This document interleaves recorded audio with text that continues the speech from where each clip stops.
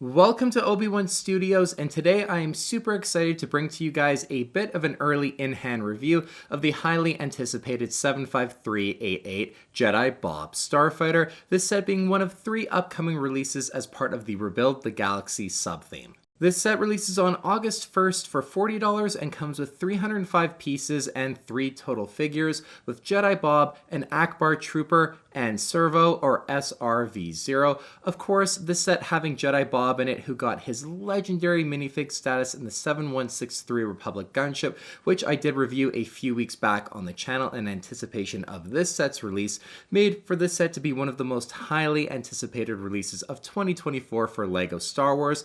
And if you want to see my upcoming comparison between the original and the 2024 version of Jedi Bob, make sure you subscribe to my YouTube channel.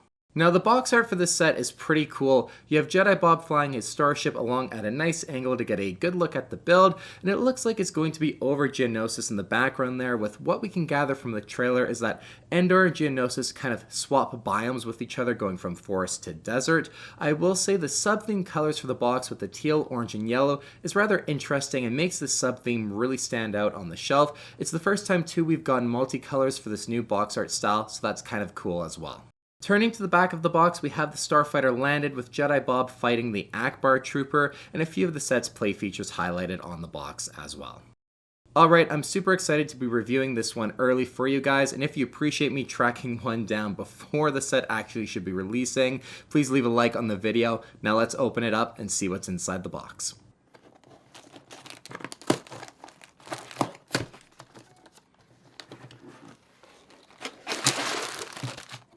Inside the box, we have the instructions manual, a small sticker sheet, and then 4 numbered bags. Something that puzzled me, however, was that inside the box there was one white wing piece loose, and it got a bit scratched up inside too, which wasn't the best. I don't know why bag 3 has the opposite piece inside of it, and then for bag 4 it's loose when there's clearly enough room for it inside. It's kind of a weird one with this set, and if you have any theories as to why LEGO made sense of doing it this way, leave them in the comments down below.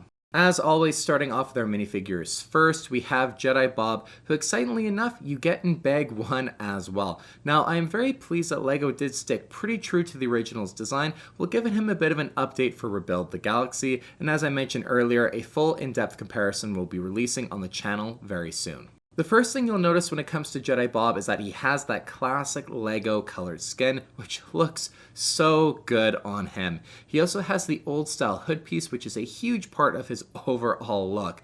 Taking that hood off so we can get a better look at the face printing, the first one is a pretty stern expression like we saw in the trailer, which teased Jedi Bob's return, and the second face print is that original Jedi Bob styled face print, which is easily my favorite of the two. One thing with these face prints is that there's kind of a bit of wear that you see in the beard. I'm not sure if I'm a fan of that look personally. His body printing features those nice gray Jedi robes, but like the face print, they have some wear to them. It's just a really weird design choice in my opinion. Maybe it'll be explained in the show, like maybe this is the Jedi Bob from the Battle of Geonosis that the 7163 gunship is based on, and then now he is old and more veteran in Rebuild the Galaxy. That's kind of how I'm looking at it and interpreting this design choice at least. Jedi Bob does not come with waist or leg printing, which I think is a clear nod to the original way LEGO Star Wars minifigs were designed 22 years ago, and under his soft cloth cape we find no back printing either. Again, I'm just assuming this was a nod to the original minifig design and not just LEGO leaving stuff out when it came to the new Jedi Bob.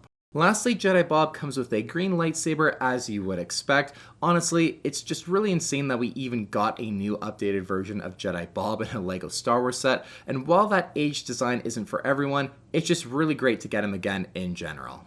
Next is our Akbar Trooper, and here's where we get pretty wacky with the whole concept of Rebuild the Galaxy. As the name suggests, we have a Mon Calamari head with a Stormtrooper body. The head printing on the headpiece looks phenomenal, looks really good, and the Stormtrooper armor is our standard one that we get currently with the nice waist, leg, and feet printing on the front, and then the back printing as well. He comes with the blaster rifle, and then that rounds out one of the honest LEGO Star Wars minifigs I've ever seen. Lastly, we have Servo, or SRV0. I'll be honest, a really cool Jedi Bob themed astromech droid would have been so much cooler than this droid, so this was a real letdown for me when it came to this set. That said, I do like his blue and gray color scheme. The printed front button tile with the translucent green stud I think looks pretty sharp too, but overall, he's just a miss for me, and that's due to either LEGO or Disney making that choice for the show, unfortunately.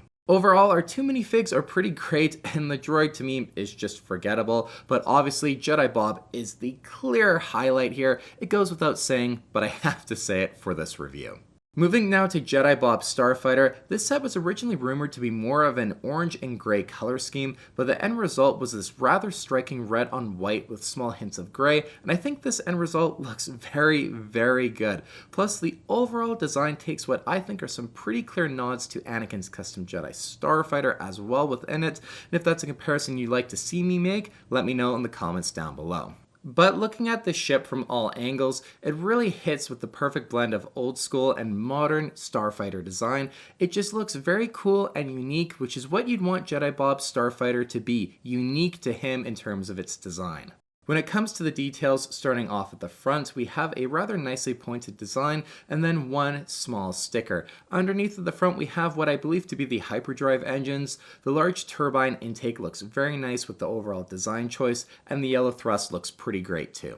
In the middle of the Starfighter, we have two more stickers as the ship slopes up to the cockpit. Very oddly, we don't have an astromech docking port in the middle of the Starfighter, which makes sense as obviously we don't get an astromech droid to go along with Jedi Bob, so instead we have some storage which has a banana and blue milk. One dock for this set here though is that the blue milk isn't printed, and to me, that's just LEGO being a bit lazy and a bit cheap, unfortunately.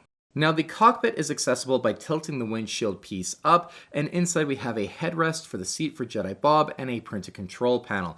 Jedi Bob fits inside just fine, cape and all, and then the tinted windshield piece does make it harder to see him through, and that's going to be a preference if you'd rather have had it be clear or if you like this tinted windshield design. Moving to the wings, and one thing that I was really worried about when it came to this set's design was that real ugly gap that we saw with the 75333 Obi-Wan's Jedi Starfighter Episode 2 design, but it's all been addressed here, and overall it makes the body to wing transition look a lot smoother. It's not perfect by any means, but it looks so much better and is a lot less noticeable. The red striping design along the wings as well I think looks very sharp. I really like how it ended up overall looking. At the back of the wings where we have the gray section, we have two large stickers. These you really got to line up to make look their best. On the left side, I did a pretty great job making them line up, and on the right, unfortunately, I think just rushing to get this review out for you guys once I found the set, I didn't make it look super good, but overall, just would have wished these would have been printed. When it comes to stickers that just line up, it just would be so much better for an overall experience. On the ends of the wings, we have these oversized laser cannons, and it's for sure a bit of a classic look. Underneath, we have the spring-loaded shooters, which are an expected addition, but luckily, the way they're placed underneath the wings, they don't stick too far out of the build, and it doesn't make for too big of a blemish when it comes to the display factor of the ship. At the back of the ship, we have the rear stabilizer fin and then the main engines. There are three of them, and their design is essentially the same as the ones that we saw for the hyperdrive. Turning the ship over, we have the ship's landing gear, which can fold up when the ship is flying around. It predominantly rests on that and then the section underneath of the cockpit.